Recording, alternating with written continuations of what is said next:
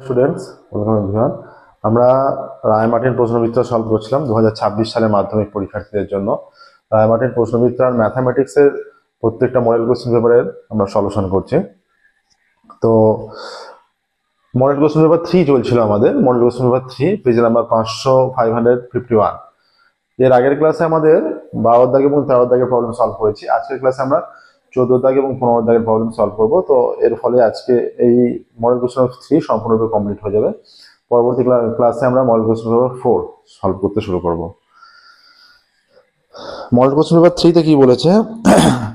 3 এর 14 দাগের একেরটা, একটি তারের প্রস্থচ্ছেদের ব্যাস 50% কমানো হলো। আয়তন অপরিবর্তিত রাখতে হলে তারটির দৈর্ঘ্য কত বৃদ্ধি করতে হবে? তার, সরু তার যদি হয়, সরু তার একটা কিসের আকৃতি ধরতে পারি আমরা? সরু তার একটা আমরা লম্ববৃত্তাকার চোঙ আকৃতি ধরতে পারি একটা সরু তার, কারণ এরকম গোলাকার তার, গোলাকার হচ্ছে তার উচ্চতা থাকছে, তার সমান গোল গোল মানে সম আকৃতির গোল থাকে, তাই তো? আচ্ছা, ধরি তারের ব্যাসার্ধ আর একক। ধরি তারের ব্যাসার্ধ ইজ ইকুয়াল টু আর একক। তারের ব্যাসার্ধ আর একক। আয়তন অপরিবর্তিত রাখতে হলে তারের দৈর্ঘ্য কত বৃদ্ধি করতে হবে? তারের ব্যাসার্ধ আর একক, তাহলে তখন এবং ধরি তারের উচ্চতা, ব্যাসার্ধ আর একক এবং উচ্চতা, এবং মানে উচ্চতা মানে দৈর্ঘ্য, ঠিক আছে, বা দৈর্ঘ্য লিখি আমরা, যেহেতু বলেছে দৈর্ঘ্য কতটা বৃদ্ধি করতে হবে, এবং দৈর্ঘ্য সমান এইচ একক। অতএব তারের আয়তন কত? তারের আয়তন is equal to pi r square h, এত ঘন একক, তাই তো? তারের আয়তন এত ঘন একক হচ্ছে। এবার বলছে প্রস্থচ্ছেদের ব্যাস, ব্যাস কমানো হচ্ছে। তাহলে আমরা এখানে ব্যাসার্ধ আর মানে, আচ্ছা এখানে ব্যাসার্ধ আর একক ধরছি। এবার ব্যাসকে কমানো হচ্ছে, তার মানে ব্যাস যেহেতু কমছে ব্যাসার্ধ কমে যাবে। এখানে আমাদের প্রথমত ব্যাস ধরা উচিত ছিল। ধরি তারের, এখানটা মুছছি আমরা, ধরি তারের ব্যাস, ধরি তারের ব্যাস, ধরি তারের ব্যাস ইজ ইকুয়াল টু 2r একক। অতএব তারের ব্যাসার্ধ কত? Is equal two 2r by 2 একক ইজ ইকুয়াল টু r একক। অতএব তারের আয়তন কত? এটা আমরা আগেই করেছিলাম, is equal to pi r square h ঘন একক। অতএব ব্যাসটা 50% কমানো হলো। 2r এককের 50% কত হলো? 2r ইন্টু 50/100 এত একক, ঠিক আছে? এটা কেটে গিয়ে 2 হচ্ছে, এটা তখন r একক হয়ে যাচ্ছে ব্যাস, ঠিক আছে? এইটা এতটা কমছে, তাহলে তখন ব্যাস কত হয়ে যাচ্ছে? তখন ব্যাস মানে এতটা 50% কমানো হলো মানে এতটা কমে যাচ্ছে, তখন ব্যাস কত থাকছে? ব্যাস সমান 2r মাইনাস r এত একক ইজ ইকুয়াল টু r একক, ঠিক আছে? অতএব তখন ব্যাসার্ধ is equal to r by 2 একক, ঠিক আছে? এবার আয়তন তো দৈর্ঘ্য বলছে, এখানে বলেছে দৈর্ঘ্য কতটা বাড়াতে হবে, ঠিক আছে? তাহলে বলছে প্রস্থচ্ছেদের ব্যাস 50% কমানো হলো, তাহলে 50% কমানোর পর ধরি এখানে ব্যাস 50% কমানোর পর ব্যাস 50% কমানোর পর আগে ব্যাসার্ধ ছিল আর, এখন ব্যাসার্ধ হয়ে গেছে r বাই 2, তাই তো? এবার আয়তন অপরিবর্তিত রাখতে হলে দৈর্ঘ্য কত শতাংশ বৃদ্ধি করতে হবে?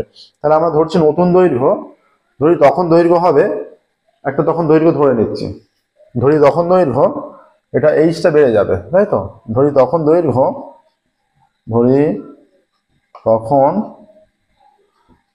সমান h1 একক, তাই তো? অতএব তখন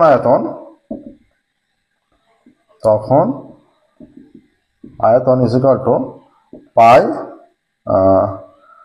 r বাই 2 তার স্কোয়ার ইন্টু h1 এত ঘন একক is equal to pi r square h1 by 4 ঘন একক, তাই তো?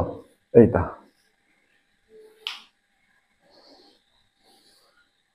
তখন আয়তন এইটা হয়ে যাচ্ছে। তাহলে আয়তন অপরিবর্তিত থাকবে, শর্তানুসারে এই দুটো আয়তন সমান, এই দুটো আয়তন সমান হয়ে যাবে।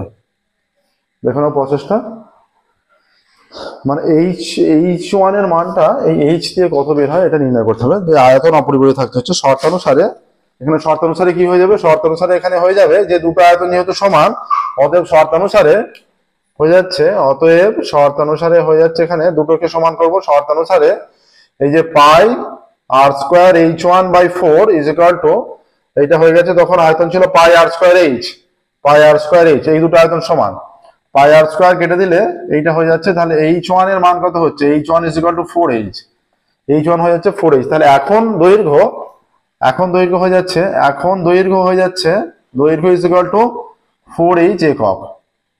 আগে কত ছিল, আগে দৈর্ঘ্য ছিল h একক, তাহলে দৈর্ঘ্য কত বৃদ্ধি পেল, অতএব দৈর্ঘ্য বৃদ্ধি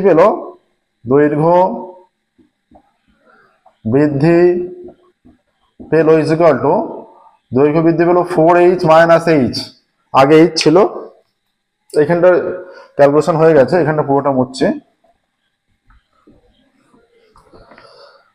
4h মাইনাস h একক ইজ ইকুয়াল টু 3h একক, তাই তো? আচ্ছা, দৈর্ঘ্য বৃদ্ধি পেল 3h একক। তাহলে বৃদ্ধি বা হ্রাস সবসময় প্রাথমিকের উপর নির্ভর করে। তাহলে দৈর্ঘ্য, অতএব দৈর্ঘ্য h এককের উপর বৃদ্ধি পায়, h এককের উপর বৃদ্ধি পায় 3h একক, আর 1 এককের উপর বৃদ্ধি পায় 3h বাই h একক, আর 100 এককের উপর বৃদ্ধি পায় এটা 3h ইন্টু 100 বাই h, এত একক। এটা কেটে গেল, 300 হয়ে যাচ্ছে, 300 একক, ঠিক আছে? 300 একক হয়ে যাচ্ছে। তার মানে এটা 100-র উপর বৃদ্ধি পাচ্ছে এত, তার মানে সেটাকে আমরা শতকরা লিখতে পারি। অতএব দৈর্ঘ্য বৃদ্ধি পাচ্ছে, অতএব দৈর্ঘ্য বৃদ্ধি করতে হবে 300%, এতটা দৈর্ঘ্য বৃদ্ধি করতে হবে, শতকরা কত বৃদ্ধি করতে হবে, 300% বৃদ্ধি করতে হবে। আচ্ছা, এবার 2 এর অঙ্কটা, 14-2।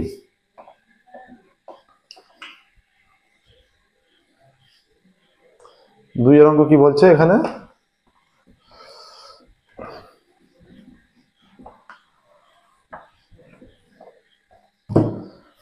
দুইয়ের অঙ্ক বলেছে একটি লম্ববৃত্তাকার শঙ্কুর উচ্চতা 30 সেমি দেওয়া আছে। ভূমির সমান্তরাল একটি সমতলের সাহায্যে শঙ্কুর উপর অংশ থেকে একটি ছোট শঙ্কু কেটে নেওয়া হলো। যদি এই ছোট শঙ্কুর ঘনফল আসল শঙ্কুর ঘনফলের 1/7 হয়, তবে ভূমি থেকে কত উচ্চতায় শঙ্কুটি কাটা হয়েছিল। নর্মাল একটা প্রথমে লম্ববৃত্তাকার শঙ্কু আছে, এই একটা শঙ্কু,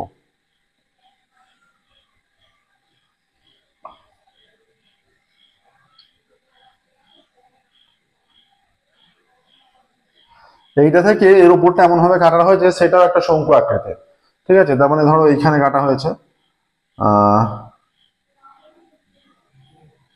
এই জায়গায় কাটা হয়েছে ধরছি, তার মানে এটাও একটা শঙ্কু আকৃতি থেকে যাচ্ছে, ঠিক আছে? এই যে, তাহলে বলছে ওপরটার আয়তন, ওই ওপর অংশটার আয়তন পুরোটার 1/7, এইটার আয়তন পুরোটার 1/7। তাহলে জিজ্ঞাসা করছে যে ভূমি থেকে কত উপরে কাটা হয়েছিল, তাই তো? ভূমি থেকে কত উচ্চতায় শঙ্কুটি কাটা হয়েছিল। আমরা নাম দিচ্ছি ও, এ, বি, সি, ডি, এইখানটা ই, এইটা ই, ঠিক আছে? আর এই জায়গাটা এফ, এই জায়গাটা, ঠিক আছে? ধরা যাক ও সি ডি একটি শঙ্কু, হ্যাঁ, ধরা যাক ও সি ডি একটি শঙ্কু,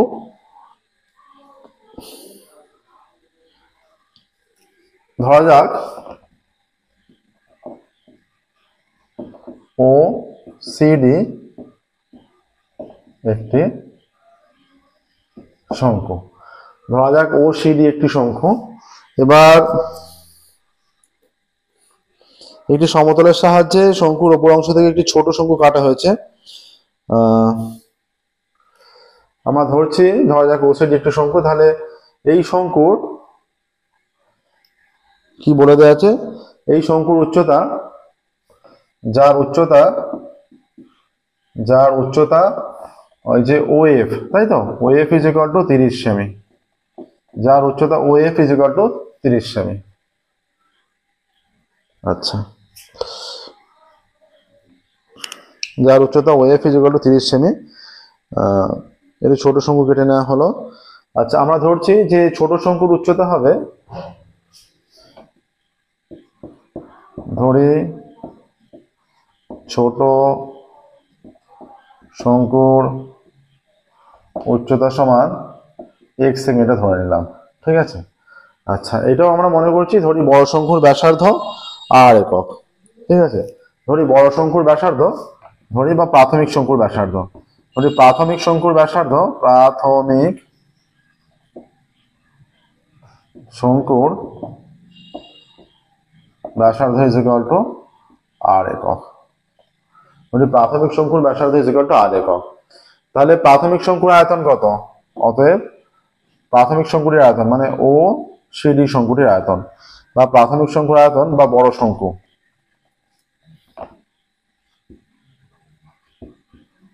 প্রাথমিক শঙ্কুর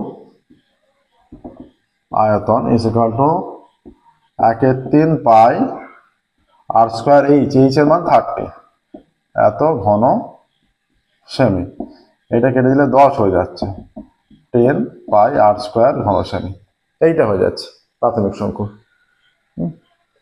আমরা যদি ধরে নিই এই শঙ্কুটার উচ্চতা 10 সেমি, না এইটা এই শঙ্কুর উচ্চতা x সেমি, এইটা x। ধরি ছোট শঙ্কুর উচ্চতা বা কেটে নেওয়া শঙ্কু, ছোট শঙ্কুর উচ্চতা, আচ্ছা এটা ধরে নেওয়া আছে তো আগেই। এখন এখানে দেখাই যাচ্ছে যে এই যে ও ই বি এটা একটা ত্রিভুজাকৃতি, আর ও এফ ডি এই দুটো ত্রিভুজকে যে দেখে দেখে বুঝতে পারছি এটা সদৃশ হবে, তাই তো, এটা সদৃশ, দেখতে একই রকম। এর এই কোণটা 90 ডিগ্রি, এর এই কোণটা 90 ডিগ্রি, এটা এই দুটো কোণ সমান ভাবে হবে। এই যে দুটো সমান্তরাল সরলরেখা যদি হয়, এইটা ছেদ করেছে, তাহলে এই দুটো কোণ অনুরূপ কোণ হচ্ছে, ও বি ই কোণটা এবং ও ডি এফ কোণটা, এরা অনুরূপ কোণ হচ্ছে। তারপরে দুটো করে অ্যাঙ্গেল সমান হয়ে যাচ্ছে মানে দুটো ত্রিভুজের, তাহলে এই ও ই বি, তার মানে 3 নম্বর কোণটা অটোমেটিক সমান হচ্ছে, তাহলে এইটা কমন কোণ, ও বি ইটা, ও বি সমান ও ডি এফ, এটা কমন কোণ, তার মানে এই দুটো ত্রিভুজ সদৃশ হয়ে যাচ্ছে। এখানে ত্রিভুজ ও ই বি ও ত্রিভুজ ও এফ ডি সদৃশ, তাই তো, সদৃশ। অতএব ত্রিভুজ ও ই বি ও ত্রিভুজ ও এফ ডি থেকে পাই, এই দুটো ত্রিভুজ থেকে কি পাচ্ছে, সদৃশতার একটা কন্ডিশন প্রয়োগ করছি, ছোট ত্রিভুজ ওই by O F is equal to O EB by F D. তাহলে এখানে কি হয়ে যাচ্ছে, ওই মানে এক্স বাই ও এফ মানে 30 ইজ ইকুয়াল টু ইবিটা আমরা জানি না, তাই তো, ইবি মানে ওই ছোট শঙ্কুর ব্যাসার্ধ হবে, এইটা নির্ণয় করতে হবে। আচ্ছা, ইবি বাই এটা এফডি, তাই তো, এটা এফডি, তাহলে এফডির মানটা আগেই লিখেছি, এফডির মানটা আমরা আর ধরে নিয়েছিলাম, তাই তো, এখানে আর পুট করে দিচ্ছি। তাহলে অতএব ইডি সমান কত হবে, ED is equal to r x by 30। অতএব ছোট শঙ্কুর ব্যাসার্ধ সমান আর এক্স বাই 30 এত সেমি, ঠিক আছে। ছোট শঙ্কুর ব্যাসার্ধ আর এক্স বাই 30 সেমি। এবার এইটা মনে রাখতে হবে, এই রেজাল্টটা মনে রাখতে হবে, এই রেজাল্টটা আমরা লিখে রাখছি 10 পাই আর স্কোয়ার, এইটা হচ্ছে প্রধান শঙ্কুর আয়তন, প্রাথমিক শঙ্কুর আয়তন। এবার ছোট শঙ্কুর ব্যাসার্ধ পেয়ে গেছি, এবার ছোট শঙ্কুর আয়তন নির্ণয় করছি। ছোট শঙ্কুর আয়তন সমান ছোট শঙ্কুর আয়তন ইজ ইকুয়াল টু ছোট শঙ্কুর আয়তন ইজ ইকুয়াল টু 1/3 পাই এইটা আর, এই যে ব্যাসার্ধ এটা r x by 30, 1/3 pi r square h, h কোনটা এইচ এক্স, এত ঘন সেমি is equal to 1/3 pi r square x square by 900 into x ঘন সেমি is equal to pi r square x cube by 2700 ঘন সেমি।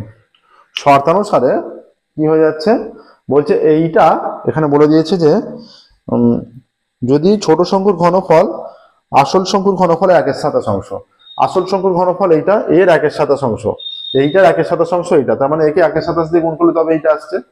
শর্তানুসারে যে কন্ডিশনটা বলে দিয়েছে সেইটা অনুযায়ী অতএব শর্তানুসারে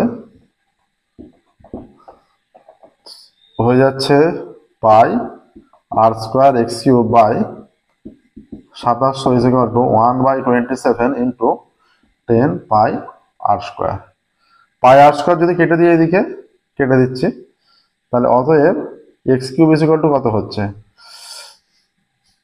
হয়ে যাচ্ছে 10 ইন্টু 2700/27, এটা কেটে দিলে 100 হয়ে যাচ্ছে। অতএব x cube is equal to এটা 1000, অতএব x cube is equal two 10 cube, অতএব এক্স ইজ ইকুয়াল টু 10, তাই তো এক্স ইকুয়াল টু 10। তাহলে এই যে ছোট শঙ্কুর উচ্চতা 10 সেমি, তাই তো এক্স এর মান 10, অতএব ছোট শঙ্কুর উচ্চতা, ছোট শঙ্কুর মানে কেটে নেওয়া শঙ্কুর, ছোট শঙ্কুর উচ্চতা সমান 10 সেমি, এইটা হয়ে যাচ্ছে। তাহলে মোট উচ্চতা 30 সেমি, এইটার উচ্চতা 10 সেমি, বাকিটার কত এখান থেকে ইএফ ইজ ইকুয়াল টু সেটা 20, তাই তো EF is equal to OF minus OE is equal to OF is equal to 20 সেমি মাইনাস এই ওএফ ইজ ইকুয়াল টু 30 সেমি মাইনাস 10 সেমি সমান 20 সেমি, তাই তো। তাহলে এই কত উচ্চতা কাটা হয়েছিল, এইটা সেই উচ্চতাটা। তাহলে এটা স্টেটমেন্টে লিখবে, এটা বের করলাম। তাহলে ভূমি থেকে কত উচ্চতায় শঙ্কুটিকে কাটা হয়েছিল, অতএব ভূমি থেকে এখানে লিখব অতএব ভূমি থেকে 20 সেমি উচ্চতায় শঙ্কুটিকে কাটা হয়েছিল, ভূমি থেকে 20 সেমি উচ্চতায় শঙ্কুটিকে কাটা হয়েছিল, এটাই অ্যান্সার হবে। দেখো 14 এর হলো, এবার 14 একটা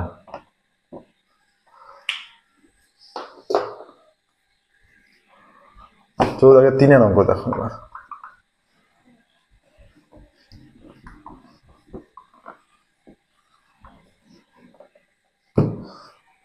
3 অঙ্ক কি বলছে, এর 38 মিটার দৈর্ঘ্যের কর্ণ বিশিষ্ট উপরিতল খোলা একটি ঘনকের ওপর একটি গোলক স্থাপন করা হলো, যার ব্যাসার্ধ ঘনকের কর্ণের দৈর্ঘ্যের সমান।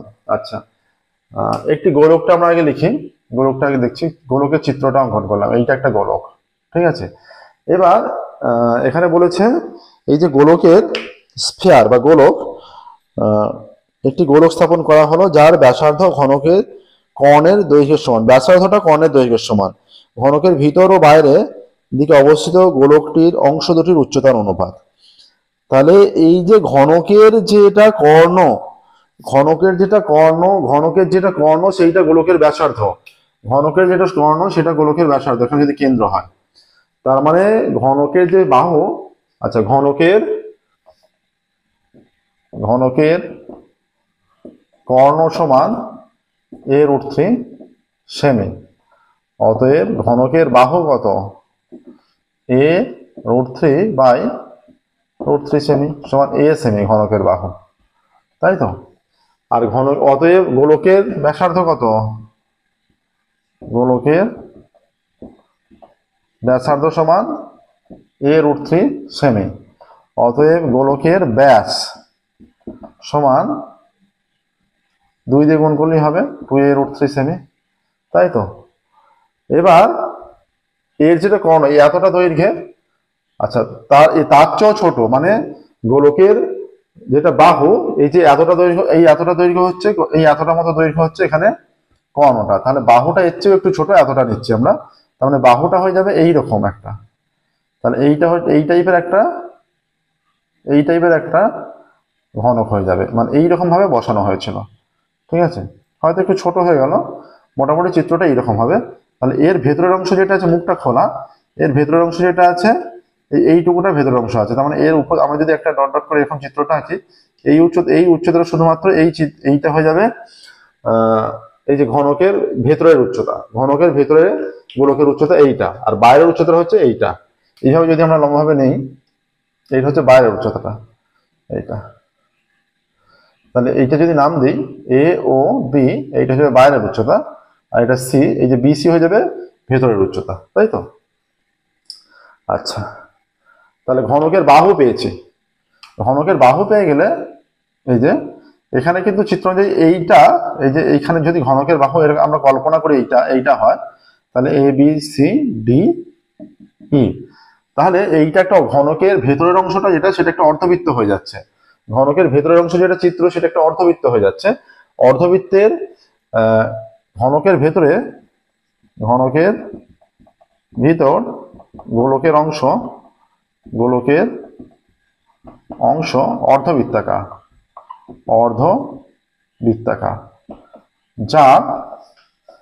অর্ধবৃত্তাকার, যার এইটা ব্যাস হয়ে যাচ্ছে, তাহলে যার ব্যাস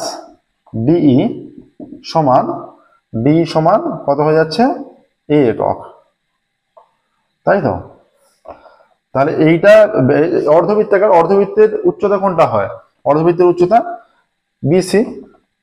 আচ্ছা, ভিতরের অংশে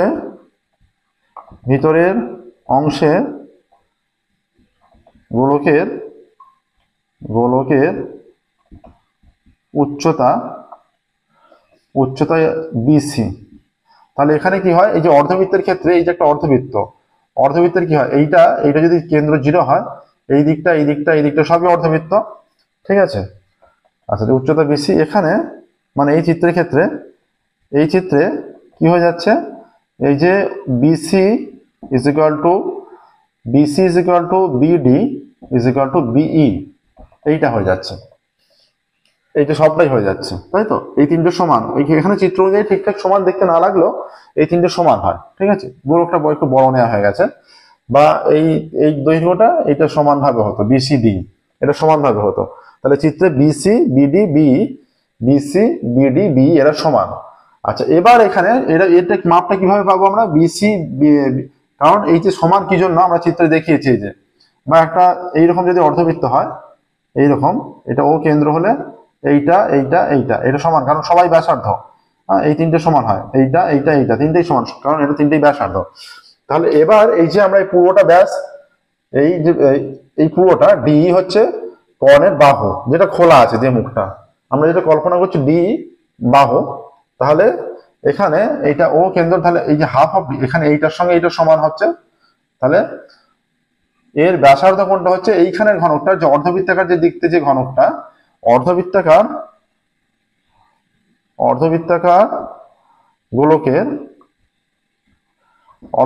গোলকের ব্যাসার্ধ কত, ব্যাসার্ধ সমান কর্ণের বাহু বাই 2, তাই তো। কারণ এই পুরোটা কর্ণের বাহু, তার অর্ধেক এইগুলো সমান হবে, এই যে এখানে অর্ধেক সমান কত হয়ে যাচ্ছে, এগুলো সব লেখা আছে, এগুলো মনে রাখবে প্রত্যেকটা, তারপর ক্যালকুলেশন করবে। অতএব ভিতরের গোলকের উচ্চতা, তার মানে এই যে গোলকের ব্যাসার্ধ, অর্ধবৃত্তাকার গোলকের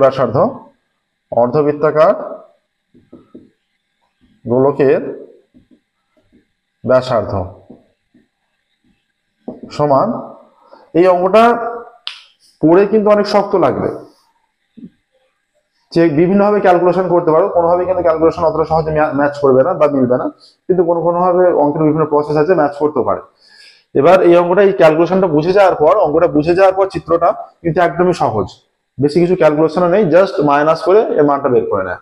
ঠিক আছে, তাহলে এখানে চিত্রটা একটু ছোট হতো, গোলকের চিত্রটা একটু ছোট হতো। ঠিক আছে, কারণ এখানটা অনেকটা বড় নেওয়া হয়েছে, এই মান দুটো সমান হবে সবকটা।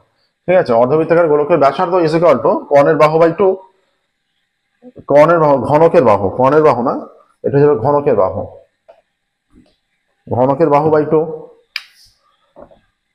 ঘনকের বাহু বাই 2। ঘনকের বাহু কত? ঘনকের বাহু হচ্ছে a একক হয়েছে, তার মানে a/2 একক।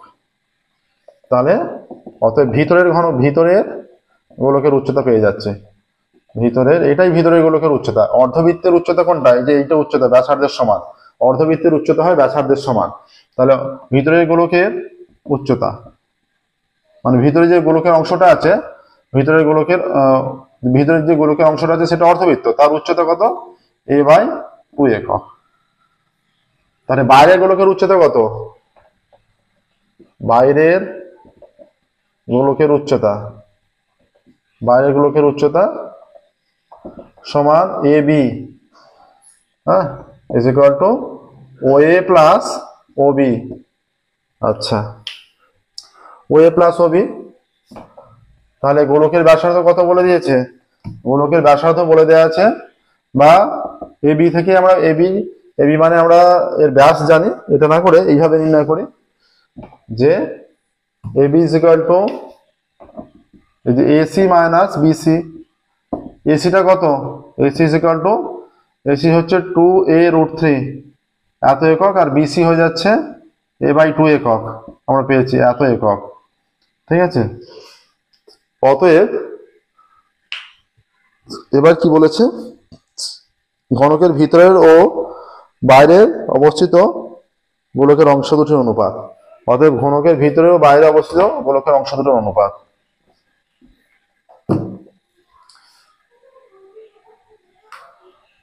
অতএব ঘনকের ভিতরে ও বাইরে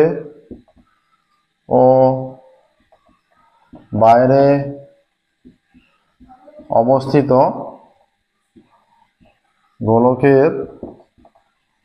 অংশ দুটির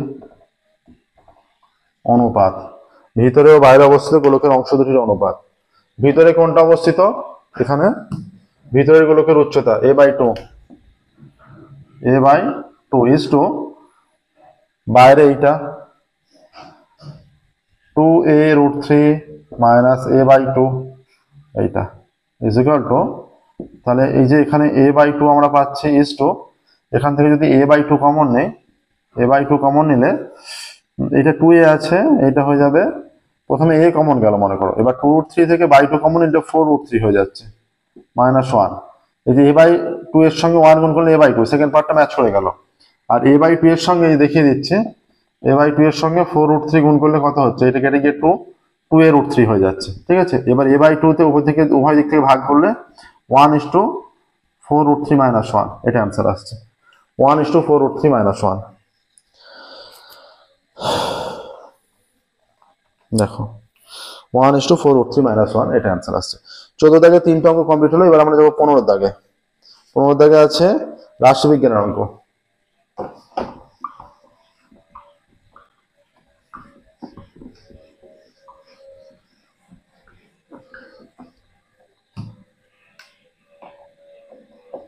পনেরো দাগে রাশিবিজ্ঞানের অঙ্ক। 15 দাগের এক একটা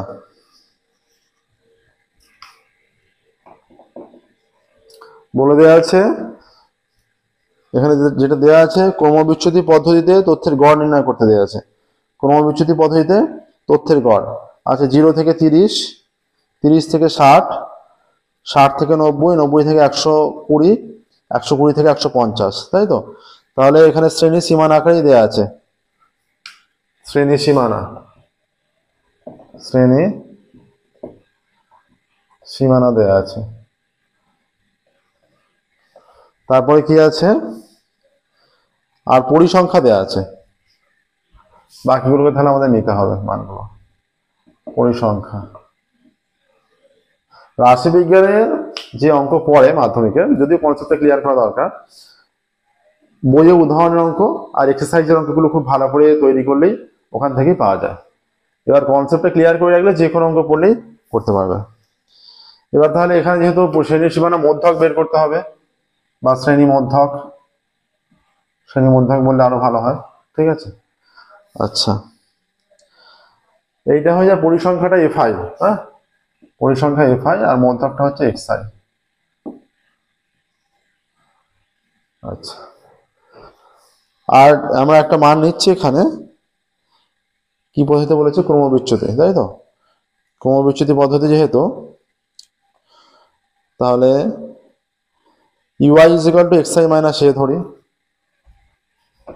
UI is equal to XI minus A by h. এখানে এইচ কত, এইচ এবার আমরা শ্রেণীর সীমানা থেকে পেয়ে যাব। আর এফআই ইউআই, আর এফআই ইউআই।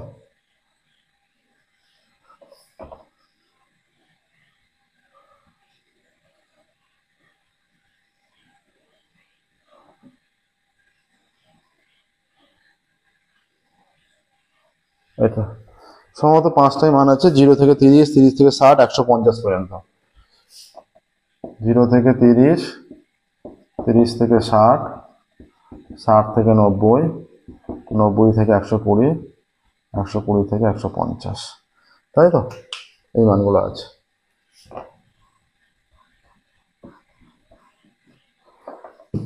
আচ্ছা, এখানে পরিসংখ্যা কি কি বলা আছে, পরিসংখ্যা বলা আছে 12, 15, 20, 25, 12, 15, 20, 25, 60।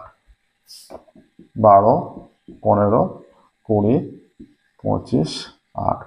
এখানে মধ্যক হয়ে যাবে 15, এখানে মধ্যক হয়ে যাবে 45, এখানে মধ্যক হয়ে যাবে 75, এটা 90 হবে, 90, এখানে মধ্যক হয়ে যাবে 105, এখানে মধ্যক হয়ে যাবে 135। আচ্ছা, এবার এখান থেকে টোটাল কটা মান হচ্ছে, সামেশন অফ এফআই কত, সামেশন অফ এফআই, এই যে এটা নির্ণয় করার জন্য আমরা একটা মানকে এ হিসেবে ধরি, সেই এটা নির্ণয়ের জন্য এই সামেশন অফ এফআইটা দরকার। আচ্ছা, 5 আর 5 10 আর 18 দিয়ে 20 শূন্য হাতে থেকে 2, 2, 2, 4, 6, 7, 8, 80। টোটাল পরিসংখ্যার মান 80টা, এর অর্ধেক কত হয়ে যায়, 40টা।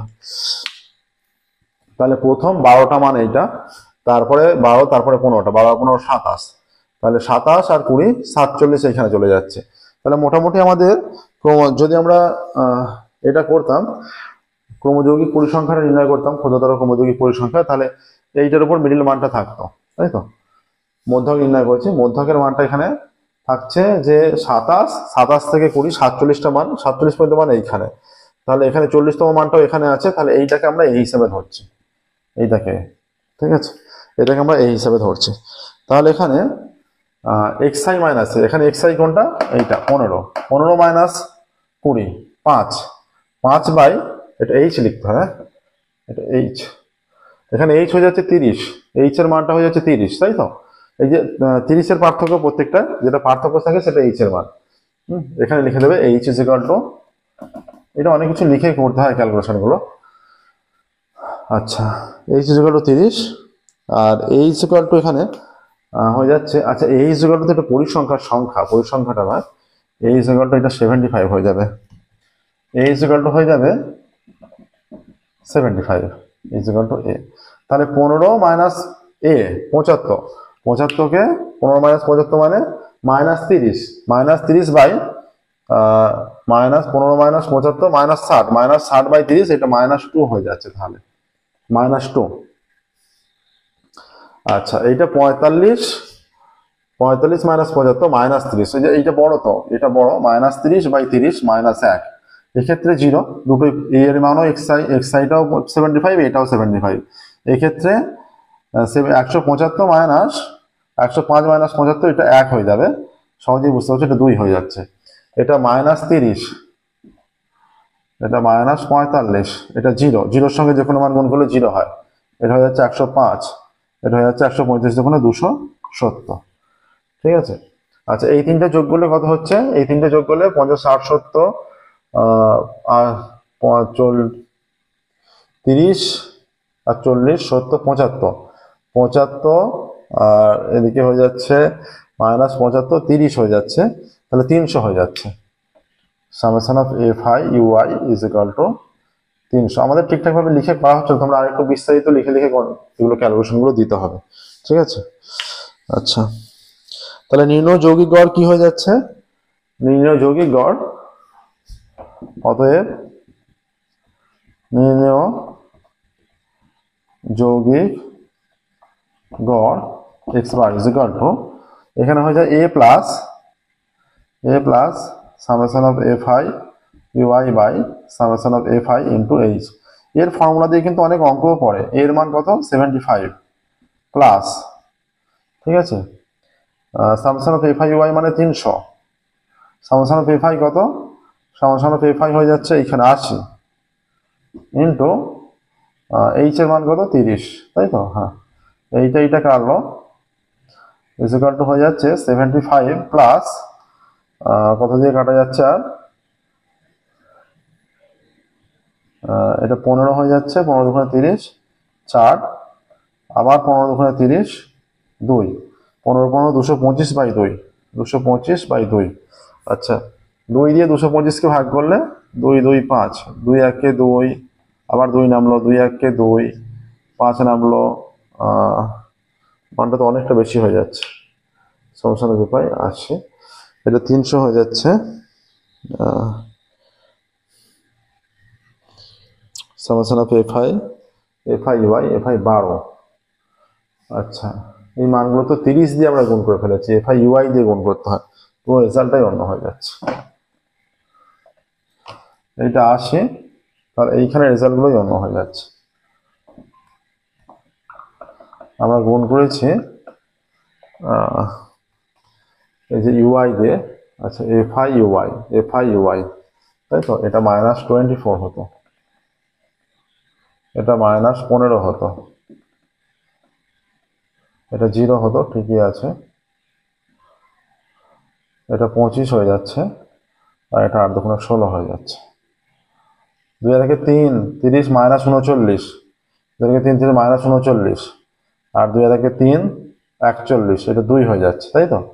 Summation of F I u i is equal to 41। তাহলে এইখানটা যেটা ক্যালকুলেশনটা হয়ে যাচ্ছে,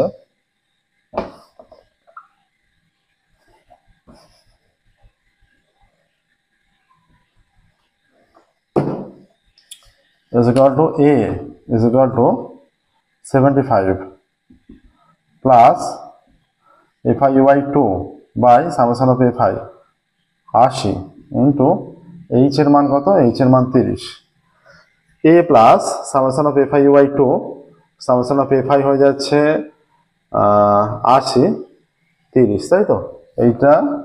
এটা কেটে গেল, এইটা 2টা কেটে গেলে 4 হচ্ছে, তাহলে 3/4, তাই তো? 3/4 মানে 0.75, 3/4 মানে 0.75 হয়ে যাচ্ছে।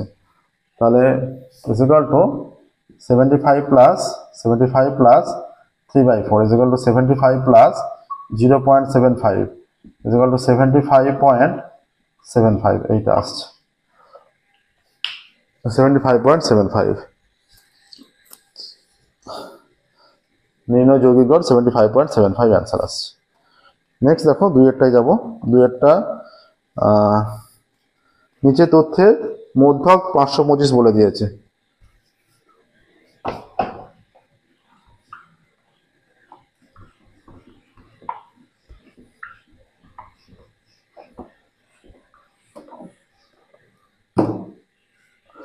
তথ্যের মধ্যক বলা আছে শ্রেণী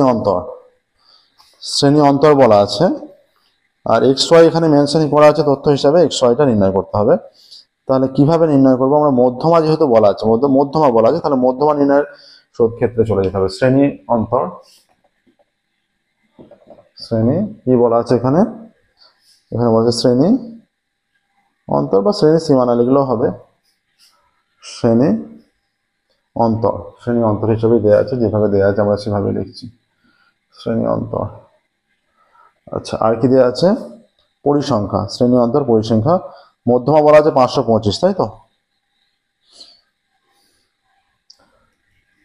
শ্রেণী অন্তর পরিসংখ্যা।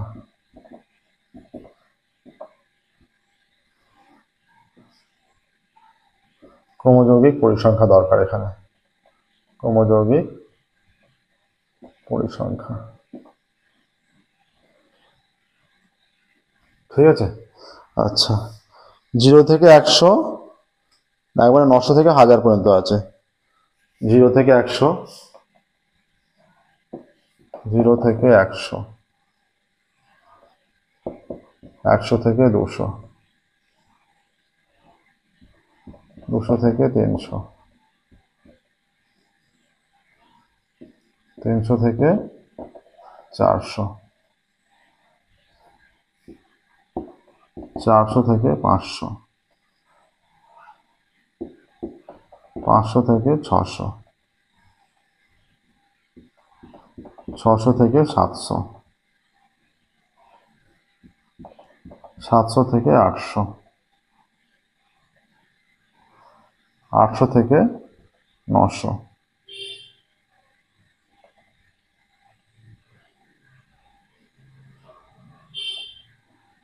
900 থেকে 1000। এইটা হয়ে যাচ্ছে। তাহলে এখানে কি বলা আছে এবার, 2, 5, x 12, 17, 20, 2, 5, x 12, 17, 20, তাই তো? 2, 5, x 12, 17, 20, 2, 5, x 12, 17, 20, y 9, 7, 4, y 9, 7, 4। তাহলে ক্রমযৌগিক পরিসংখ্যা মানে 2, 2 আর 5 7, 7 plus x, 7 plus x, 7 plus x plus 12, 19 plus x, 12 সাথে 19 প্লাস x, তাহলে তার সঙ্গে আবার 17 যোগ করলে 36 প্লাস x, তার সঙ্গে আবার 20 যোগ করলে 56 প্লাস x, তার সঙ্গে এটা 56 প্লাস x প্লাস y, আর 9 63 প্লাস 56 9 কত হচ্ছে 63 না, 56 হয়ে যাচ্ছে 65, 65 প্লাস x প্লাস y, 65 এর সাথে 72, 72 প্লাস x প্লাস y, 72 আর 76 প্লাস x প্লাস y। এটা দেওয়া আছে। আচ্ছা, তথ্যের মোট পরিসংখ্যা 100। তাহলে শর্ত অনুসারে কি হয়ে যাচ্ছে, অতএব শর্ত অনুসারে লিখবে তথ্যের মোট পরিসংখ্যা 100 বলে এখানে লিখবে তথ্যের মোট পরিসংখ্যা, তথ্যের মোট পরিসংখ্যা সমান 100। শর্ত অনুসারে হয়ে যাচ্ছে 76 plus x plus y is equal two 100। অতএব x প্লাস y কত হয়ে যাচ্ছে 100 মাইনাস 76, তাহলে x plus y is equal to 24 হয়ে যাচ্ছে, x প্লাস y 24। আচ্ছা, x প্লাস y 24, এটা একটা ইকুয়েশন পেয়ে গেলাম। মধ্যমা বলা আছে 525, প্রদত্ত মধ্যমা সমান 525। আমাদের মধ্যমা নির্ণয়ের সূত্র প্রয়োগ করতে পারি। মধ্যমা নির্ণয়ের সূত্রের সাহায্যে আমরা যে মধ্যমাটা হবে সেটা ইজ ইকুয়াল টু, এটা ইজ ইকুয়াল টু n হয়ে যায়, এটা ইজ ইকুয়াল টু আমরা n বলতে পারি। এবার শর্ত অনুসারে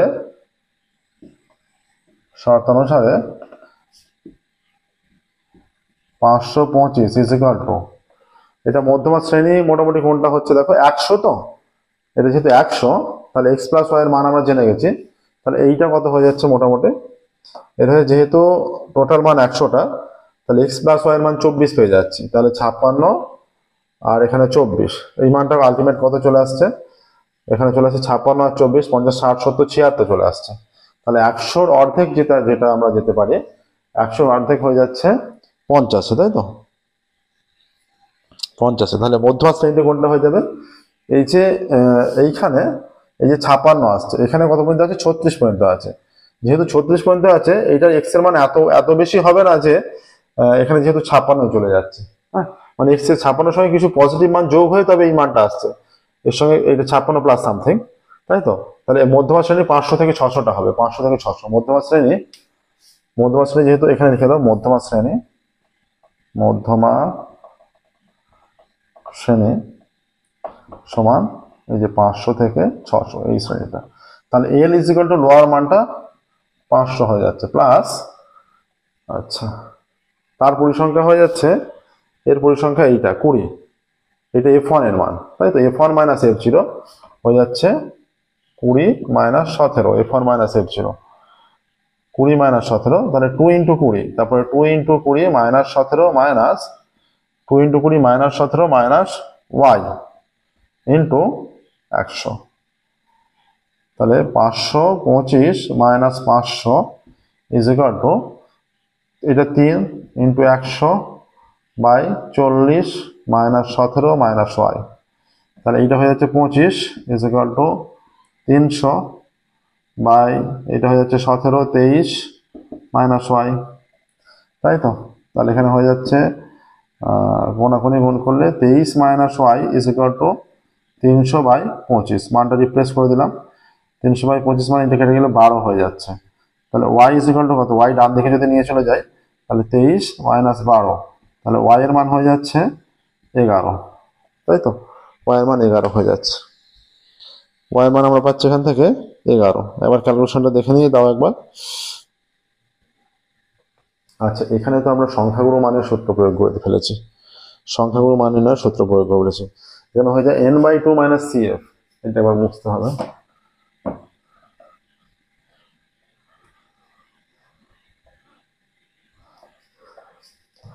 এটা হিসেবে n/2, n/2 মানে এটা n টোটাল পরিসংখ্যা, এর অর্ধেক হয়ে যাচ্ছে 100, 100/2 মানে 50, n/2 মানে CF, CF কোনটা, এর আগের সমষ্টির মানটা, তাহলে 36 প্লাস এক্স, হ্যাঁ 50 মাইনাস 36 প্লাস এক্স, ব্র্যাকেটের মধ্যে 36 প্লাস এক্স, এটা ব্র্যাকেটে, হ্যাঁ n/2 minus CF by H হয়ে যায় n/2 মাইনাস CF। ফর্মুলা যেটা বলছে n/2 minus CF by f, f কত, ফ্রিকোয়েন্সি এখানে 20 ইন্টু 100, এটা 100 হয়ে যাবে।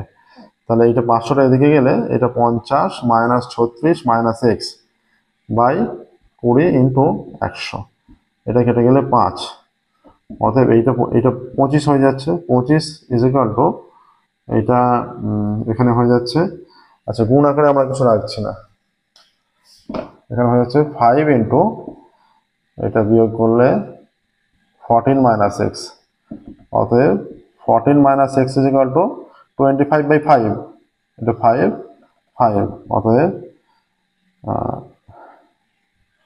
14 minus x is equal to এটা 5 হয়ে যাচ্ছে, তাই তো।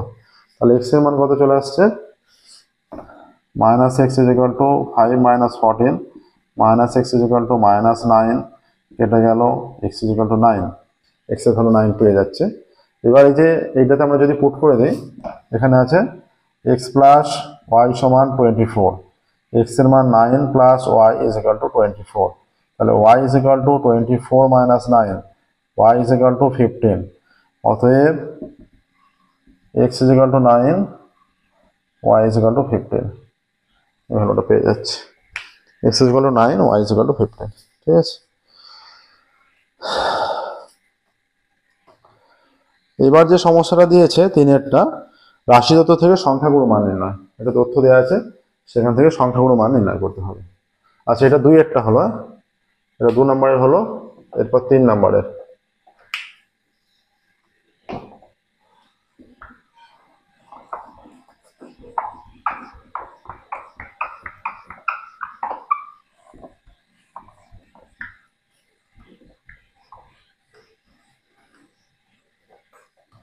তিন নম্বরে কি বলেছে, প্রাপ্ত নম্বর দেওয়া আছে, পরিসংখ্যা দেওয়া আছে। আচ্ছা, এই প্রাপ্ত নম্বরটা আমরা শ্রেণীর সীমা বলে লিখি, কারণ এটা আলাদা আলাদা মান আছে।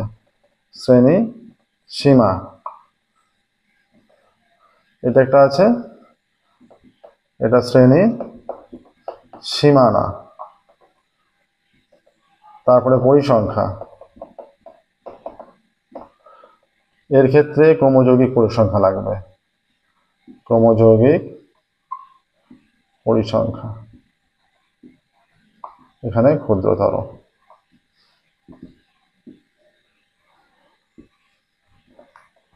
শ্রেণী সীমা, শ্রেণী সীমানা, পরিসংখ্যা, ক্রমযৌগিক পরিসংখ্যা, ক্ষুদ্রতর। 1 থেকে 5, 6 থেকে 10, 1 থেকে 5, 6 থেকে 10,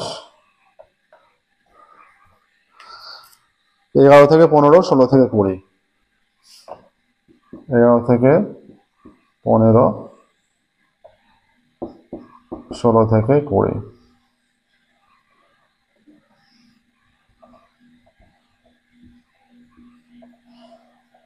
আচ্ছা, 21 থেকে 25, 26 থেকে 30। 21 থেকে 25,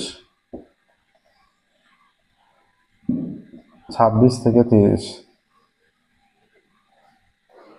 আচ্ছা, 31 থেকে 35, 36 থেকে 40। 31 থেকে 35 আর 36 থেকে 40, এইটা। ঠিক আছে, এই যে এইখানের ডিফারেন্স কত? এটা 5, এটা 6, এদের ডিফারেন্স কত? 1 এর ডিফারেন্স, তাই তো? তাহলে 0.5 আমরা একটাকে এগোবো, 0.5 কমাবো। এটা 0.5 কমাচ্ছে এক থেকে, এটা 0.5 থেকে হয়ে যাচ্ছে 5.5। এইটা কমালে 5.5 থেকে 10.5। এই যে এইটার সঙ্গে এই দুটো এখানে ম্যাচ নেই। এর শেষেরটার সঙ্গে শুরুটা, এর শেষেরটার সঙ্গে শুরুটা, এখানে 0.5 বাড়িয়ে কমিয়ে আমরা ম্যাচ পাচ্ছি 5.5, 5.5। এখানে 0.5 কমালে 10.5, এটা 15.5। এটা কমালে 0.5 কমাবো, আবার 0.5 বাড়াবো। এটা 15.5 থেকে 20.5, এখানে 20.5 থেকে 25.5, 25.5 থেকে 30.5, এটা 30.5 থেকে 30.5, 5.5, 35.5 থেকে 40.5। এইটা পরিসংখ্যা কি বলা আছে? 7, 10, 16, 32, 24। 7, 10, 16, 32, 24। 7, 10, 16, 32, 24, 18, 10, 5। 18, 10, 5, তাই তো? তাহলে ক্রমযৌগিক পরিসংখ্যা কত হবে? এইটা 7, 10 আর 7 17, 17 আর 16 33, 33 আর 32 65। হ্যাঁ, 65 আর 24, 4 5 9, 6 4 10, 109, তাই তো নাকি? 4 6 2 8, 6 2 8, 89, 58, 17, 7 হাতে 1, আর এখানে 9 10, 107। 107 আর 10, 117, 117 আর 5 122। ঠিক আছে, 122 হচ্ছে। এটা কিসের মান হয়ে দাঁড়াচ্ছে আলটিমেট? এটা n এর মান হিসেবে এটা হয়ে যাচ্ছে, তাই তো? আচ্ছা,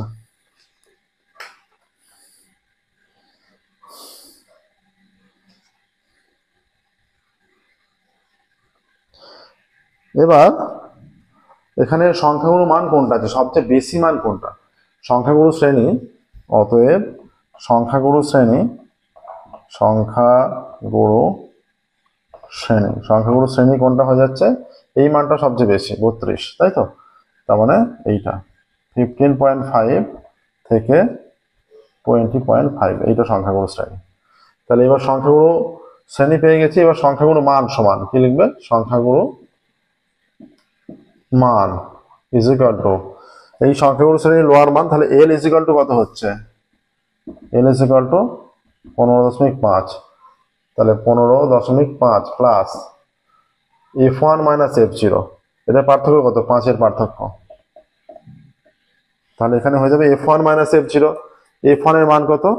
এই সংখ্যাগুরু শ্রেণী এইটা, এটা 32, তার মানে এটা f1 মাইনাস এইটা f0, তাহলে 32 minus 16, 32 minus 16, 2 into 32 minus 16 minus 24 is equal two 15.5 plus 32 minus 16 6, এটা 6, 16 ইন্টু 5 বাই এখানে হয়ে যাচ্ছে 32 মানে 64 মাইনাস 40, এটা ইন্টু 16, তাহলে এটা 15.5। এটা যে সংখ্যাগুলো মান যখন এইটা হয়েছে, এটা সংখ্যাগুলো শ্রেণী, সংখ্যাগুলো মানটা কিন্তু এর মধ্যেই হবে 15.5 থেকে 20.5 এর মধ্যে অবশ্যই হবে।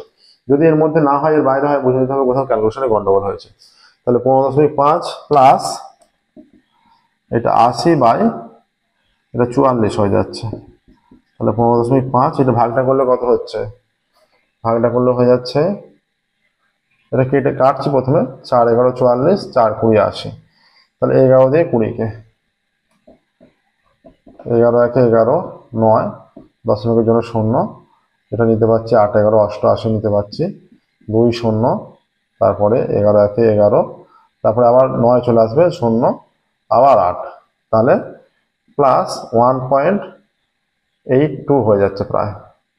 এরপরের নাম্বারটা যেহেতু 8 হয়ে যাচ্ছে, তাহলে হয়ে যাচ্ছে এখানে যেটা যোগ করলে 15.5 আর 1.82, তাহলে 2 8 5 13 3 হাতে 1, 2 8 5 13 3 হাতে 1, 5 আর 6, 6 আর 7, 1, 2 8 5 13 3 হাতে 1, 5 আর 6, 6 আর 7, 17.32, 17.32 প্রায় এইটা আসছে 17.32। ঠিক আছে, দেখো প্রসেসটা, অ্যান্সার আসছে 17.32। সংখ্যাগুলো শ্রেণী এইটা হয়েছে, এল এর মানটা পেয়ে গেছে, এল প্লাস, এবার পরিসংখ্যা এইখানে F1 এইটা, F0 এইটা, এখানে মানগুলো লিখবে, এখানে আমি ব্যাখ্যা করে লেখা হয়নি, এই যেগুলো লিখতে হবে যে এল এর মান, এইচ এর মান, এইচ এর মান আমাদের 5, এখানে এই যে পার্থক্য 5 হয়েছে, হ্যাঁ, F1 এর মান হচ্ছে 32, F0 এর মান 16, আর F2 এর মান হয়ে যাচ্ছে 24, তাই তো?